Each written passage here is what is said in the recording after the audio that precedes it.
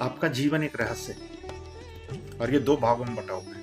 पहला भाग है आपका वास्तविक स्वरूप और दूसरा भाग है आपका भौतिक स्वरूप, जो आपका शरीर। और आपके शरीर के बाद जन्म होता है आपके मन का। और मन इतना चंचल है कि वो आपको अपने कभी उस वास्तविक स्वरूप से मिलने ही नहीं देता। उस अलौकिक शक्ति की ऊर्जा जो आपके अंदर प्राण वायु के रूप में मौजूद है, उससे आप कभी मिल ही नहीं पाते। आप कल्पना कीजिए, अपने जीवन के जिस भाग दौड़ में आप जिस चीज के लिए सबसे ज्यादा परेशान रहते हैं, वही आपको सबसे ज्यादा दुख देता है।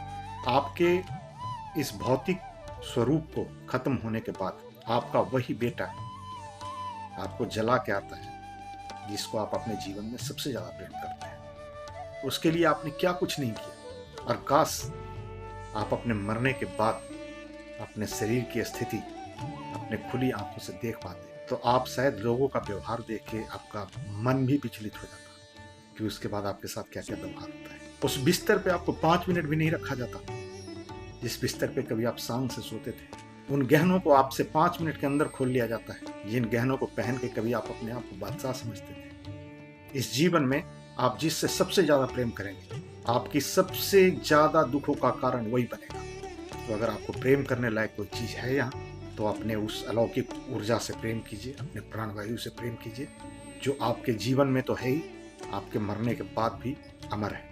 उस प्राणवायु को भी आपके शरीर से इतना प्रेम नहीं होता जितना आपको होता है, क्योंकि जैसे ही उसको लगता है कि यह शरीर अब मेरे काम लायक नहीं है, सबसे पहले निकल कर बाहर नहीं खड़ा होता है। तो अगर आपको प्रेम करना है, तो अपने वास्तविक स्वरूप से प्रेम कीजिए। जिस खुशी की खोज आप बाहर कर रहे हैं ना, वो आपके अंदर ही समाहित है। जिस दिन आपको ये समझ आ गया, जिस दिन आप उस अलौकिक ऊर्जा को पहचान गए, उस दिन वास्तव में आपको अपने जीवन की सारी खुशी अपने अंदर ही मिल जाएगी। बाहर कहीं ढूंढने लायक कुछ नहीं। तो अपने वास्तविक स्वरूप से प्रेम कीजिए।